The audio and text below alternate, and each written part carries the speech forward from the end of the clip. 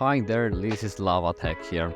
In this video I'm going to show you how to sync multiple folders. So I have created a few folders, folder 1, folder 2, and also folder 3. In folder 3 I placed this music file, in folder 2 nothing, and in folder 1 this text file which says hello. So, to be able to sync all these, we will need an application for that. So we can go to the web browser and go to codruts.com, Applications, Synchronization Center, download the latest version. In my case it's 0.846. I actually have the program running here, so I'll have to close it. And now I can open the application. You will get this pop-up saying that the application is not recognized because I can't afford a code signing certificate. So that's why it's unsigned. But you can run anyway. Press yes on the user account control. You can close the web browser and then hit next. Agree with the license, which is nothing. Next, next. And then the application is going to install. Then you can open the application and it will pop up here in the system tray or here minimized, that's the case. And you can double click on the icon or just right click and click on Open Sync Center. And here is the UI. On the home page you're going to see a little bit of information and the time server. The next page is sync rules. This is where you actually sync. Choose which folders to sync. You have logs and messages for any file modifications that are going to be made. A queue which will show all rules getting synced and the progress. Also settings. In settings, make sure to click on Start Service at Logon, because otherwise you'll have to manually start the application every time you want to sync the files. So let's go to Sync Rules and add a new one. We're going to name it Folder Sync. Yes, this will sync refold on my desk. Hit next. Now here we can add all the locations you want synced. You can add a local location on this computer, an FTP server location, or a network location, depending on which one you need. In my case, all of them are local, so you can just browse, go to desktop, folder 1, select. Next is folder 2. And the same for folder 3. Now, you can see here there is this button which says both ways. You can change this to be a read from or write to.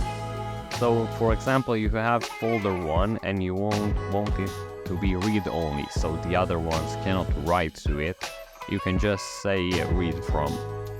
Or write to if you only want it to be writable, so you will not sync the files in the folder. In my case, we're going to set all of them to both ways.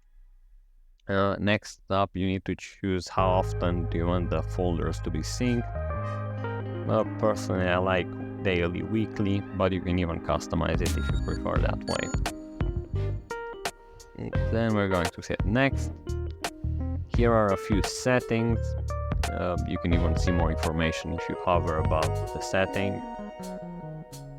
These are not really important, but for example, if you have multiple locations to sync and one is a web server or something that is not always online, you can enable this.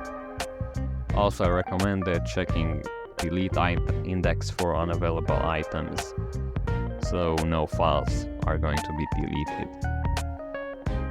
It could happen depending on the sync. So then you can hit up next.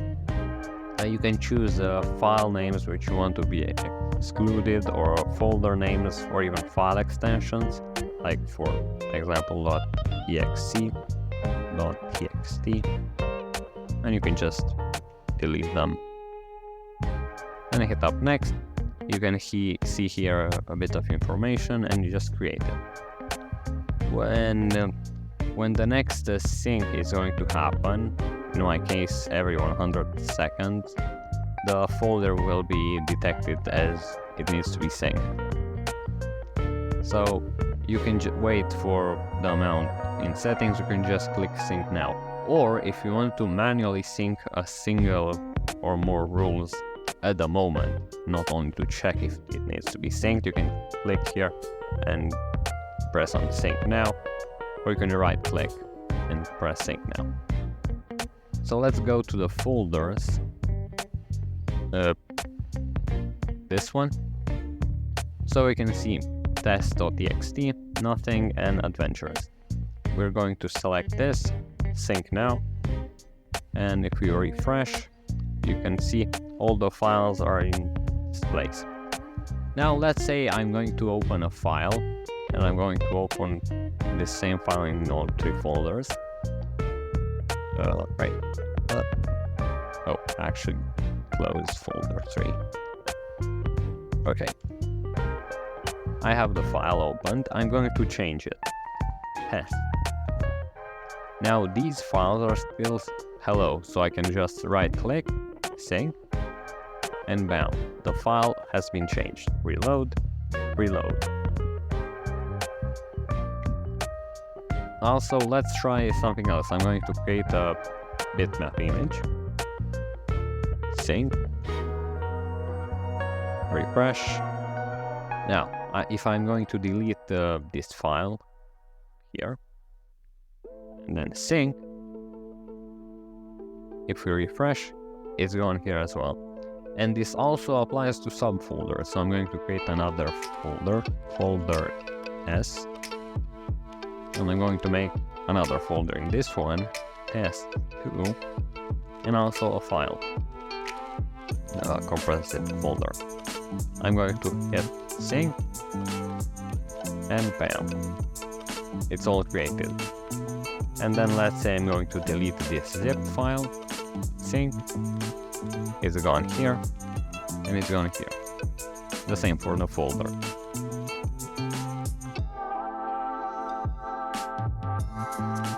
It's gone.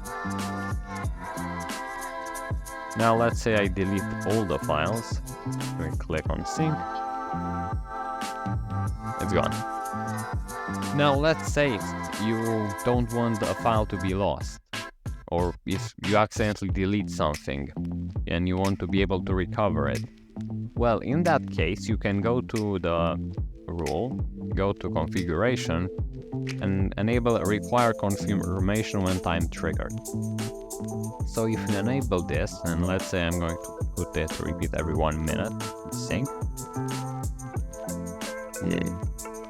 We actually need to wait a minute. Well, let's wait, I guess. Okay. Actually, I can show you until then what happens when I sync a folder. Let's say I'm clicking on this, sync now. And you can see here all the files being synced. It was rather quick. And you can, I can't even show you because it's very fast. Sync now. Well, as you saw there, for a brief second you could see which file was being synced, which folder, how many rules need to be synced after that.